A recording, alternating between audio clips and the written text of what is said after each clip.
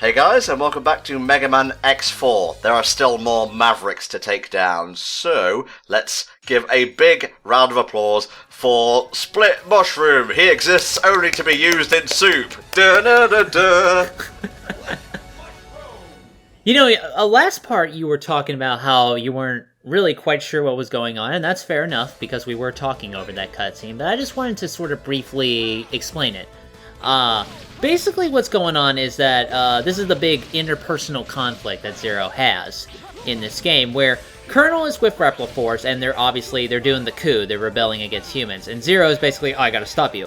But Iris is like, no, wait, Zero, you shouldn't fight him, and brother, you shouldn't fight Zero, because we can all live together in our little paradise of Reploids, and everything's gonna be hunky-dory, and definitely not backfire at all. So Iris is an idealist, then?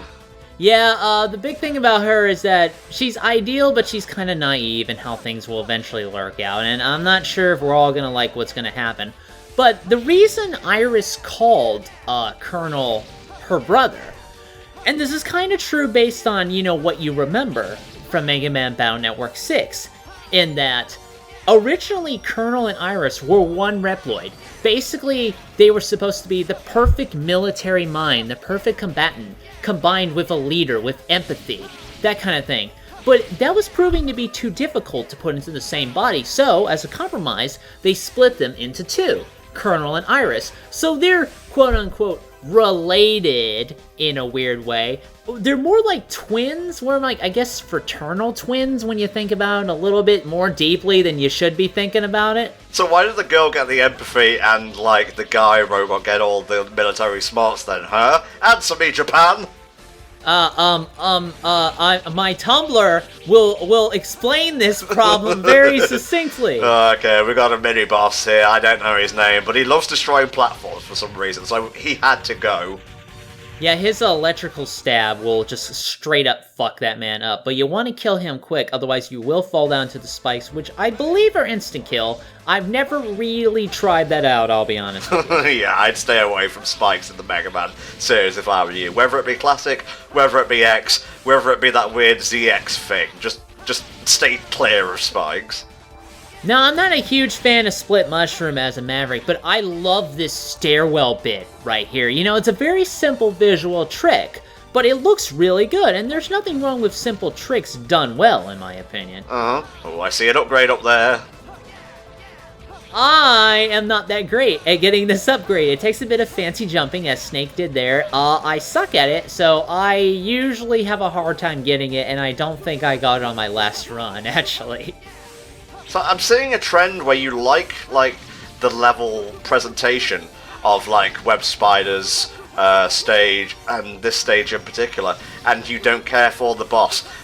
Is that, like, prevalent throughout all of X4, or only, like, relegated to those two in particular? Well, okay, I'm not, like, crazy about some particular bosses. Like, I have my likes and dislikes. I don't hate them, in the sense that I don't think their bad designs or their boss fights are bad. Like, Web Spider annoys me, but it's still easily dodgeable if you know what you're doing, the infamous attack that I've struggled with. Split Mushroom, again, he's not a bad boss fight, I just not am a particularly huge fan of what Split Mushroom actually is. But as a whole, I tend to prefer the levels usually a lot more than all of the bosses in this game. What the fuck? Yeah, this is a Split Mushroom, guys. Is he the Spring Man of this game? I had to recall who Springman was, because for a brief moment I thought you were talking about, like, Spring Heel Jack, of all things. What the fuck? Okay, Split Mushroom, little devil of the ruins. He was once in charge of operations at a biolaboratory, but when the lab was decommissioned, he was disposed of. Mushroom was later resurrected by someone, assumed to be Sigma, and became a Maverick. During the Repliforce War, he reactivated operations at the biolaboratory and fortified it, attacking any invaders for fun and acting as a distraction to draw the attention of the Maverick hunters. He apparently received orders to challenge and test X and Zero's abilities. He is using the Soul Body ability, which we'll get later, and let's see. His weakness is the Lightning Web as X and Raijin Geki as Zero. Yeah, Raijingeki is just super easy to use to fuck up Split Mushroom's pattern, basically locking him up. Again, just abuse it as much as you can. Lightning Web, you gotta aim a little bit more, but other than that, still not too bad. I like the moon in the background. Is that a reference to how mushrooms grow? Are they? I don't know anything about mushrooms. This is a man who doesn't know anything about mushrooms, THD! Point at him and laugh. Kuenbu. That sounds like one of the characters you encounter in Okami. Oh, it's Kuenbu. Oh, he's adorable. I have nothing more to say. Switch to X. Quick, do it fast. Okay, it looks like he's going back to Frost Walrus' stage, presumably to pick up this upgrade here. Then I'm trying to remember what the hell it does. Sure. Good shit. Yeah, you can always escape a stage once you're done. Like, you don't have to buy a special power-up for that kind of thing. You can just straight up leave. Yeah, it was actually a bar, like a power-up bar in X1, so I guess they decided to change it up in the later games. Alright, let's see what Saber Peacock is all about. I really hate computers! Caca!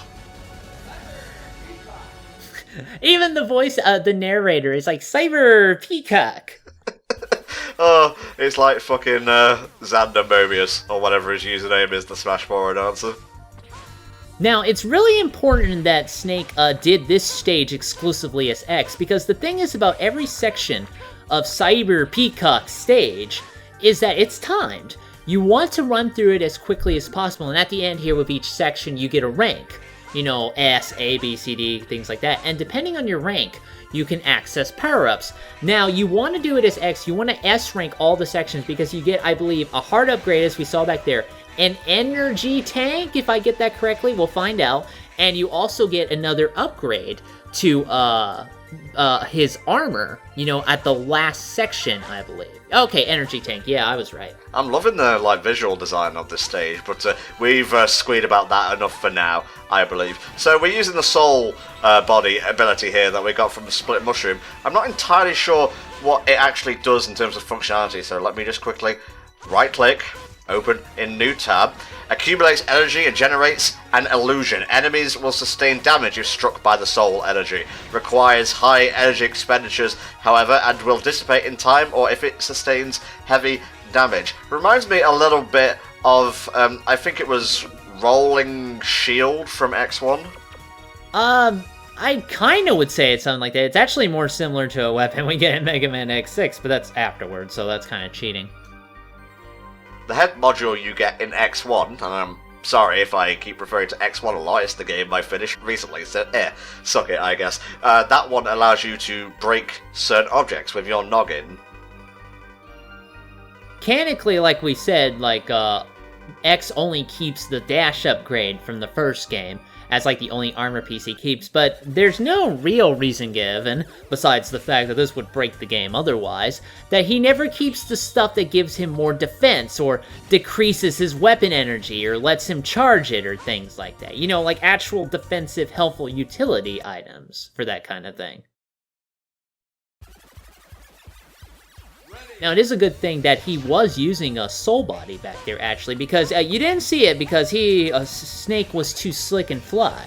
But he was using soul body to destroy those particular orange bodies, because what those do is that if they catch you, they'll not only do damage, they will lock you in place, and since you have to get through those sections really fast, it will cost you time. So you have to be really careful about how you approach it. Like, a good run of the first part of the stage takes like a while, and because of the fact you can't really repeat them that easily, if you want to get all the power-ups, you'll probably have to visit this stage a ton of times until you, like, get it down pat. Oh man, Snake, I'm so sorry, but, like, the retakes must have been insane. But, you know, I say that, Snake is actually pretty decent at Mega Man. Ignore the shots that he's taking at certain times throughout the playthrough. This dude beasted some of the classic stuff during the Nintendo Fun for us, so I think he's earned the benefit of the doubt. He probably did it to save time. I mean, verify for that for me if you want. Like, there's nothing wrong when you're doing a speedrun and taking damage if it lets you save time in a particular way. And you notice back there, he said that X's potential is limitless. That's actually kind of an important thing. X does have unlimited potential. That's how he was designed that way. And Replicates just can't quite that in terms of the design philosophies behind their own body. So that's something to consider. Okay, Cyber Peacock, Network Guardian. He was originally an AI that protected the network from hackers before he was corrupted by Sigma, precursor to NetNavis, I guess. He then begins corrupting the network himself to draw Maverick Hunter's attention. Like Split Mushroom, Peacock was given the task of testing X and Zero's abilities, putting them through a series of trials and training exercises. Yeah, Cyber Peacock is extremely fucking easy if you know what to do. Here he's weak to the soul body, and it basically interrupts all of his attacks. With Zero, it's, I think it's the Rising Fire Sword, if I recall correctly. I don't remember what the fuck it was called. But just do that, and you can just kick the shit out of him in no time flat. You were correct, by the way. It's called the Rue Engine. Yeah, that thing. I said, fucking Fire Sword, because it's a Fire Sword. Come on, guys. It's like a Shoryuken kind of uppercut sort of thing. And for beating Mr. Peacock over here, we get the Aiming Laser. The aiming laser is not a weapon I have used a lot. I primarily used it as what we'll be doing next. We'll be using it as the weakness of the next Maverick we're fighting. But for X, not really. I believe with a Zero instead, he gets like a 4-shot screen clearing attack that shoots fireballs in all directions, which is a lot more useful in my opinion. That's the Raku Hoa, I believe. Or the Rakoha, which I believe is one of Zero's supers in Marvel vs. Capcom 3. The brother of Storm Eagle, maybe?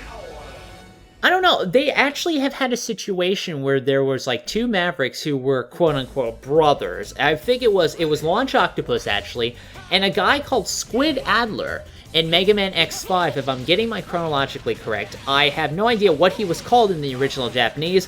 All I remember is that they were all named after Guns N' Roses characters. Not characters, I'm sorry. No, they're real people. My bad. They're characters in my heart, okay? Storm Owl's stage isn't too bad. Really, they give you this ride armor super early on, and pretty much all you have to do is kind of just float over everybody and shoot them with the homing laser, and that's pretty much it. It's not too bad. Very much like Storm Eagle's stage in X1. I imagine there's a lot of bottomless pits to look out for. Something like that. I have a feeling now as we're going through this game and we're looking at all these different stages and how you're getting a lot of callbacks to Mega Man X1, I have a feeling what they tried to do, and you gotta be fast here because this UFO will shoot a laser and destroy that platform and the power-up, so you gotta be watching out for that.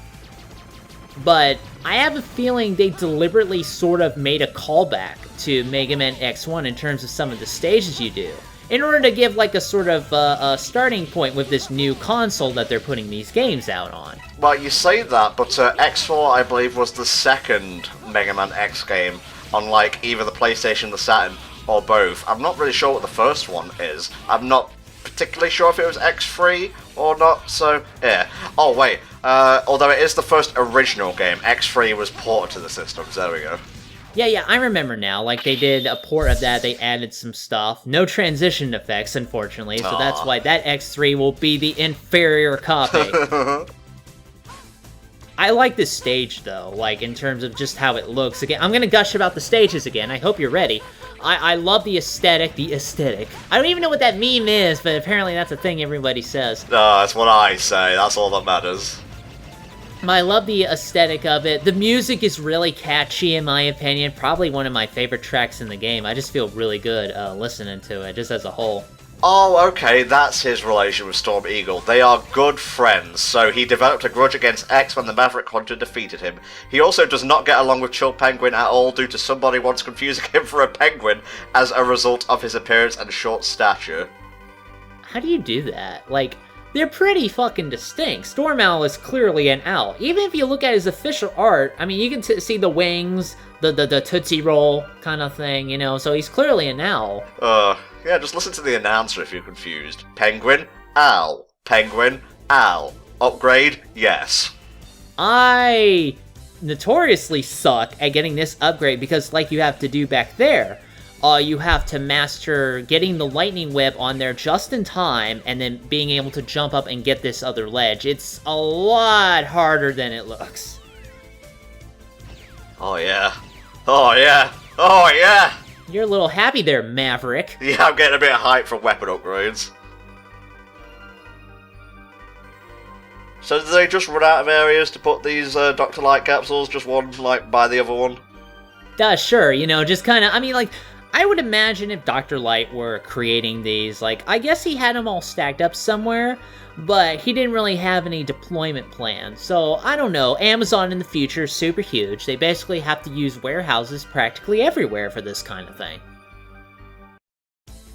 Okay, let's get another upgrade. You can actually switch back and forth depending on what kind of arm shot you want. That back there lets you store minor charge shots. This one, I believe, gives you the level 3 charge shot, which is a gigantic fucking blast. No, we already did this! Oh, poor Snake. Oh, his OCD must have been going crazy during that bit. I know it would for me. I love how it goes over the top of it to avoid seeing the dialogue again. And good thing he had that hover there. It allows him to easily get back on that platform without too much trouble. And now we're going to fight a wall, because that's the thing we're doing today. Okay. Shoot it with rainbows. He's using the arming laser for this, for some reason. This guy is pretty easy. By then, if you get, like, the big buster shot, all you pretty much have to do is blast the light when it reveals itself and take out these little guys when they're on the ground level, so they, don't shoot you with their death lasers. They're really not that hard.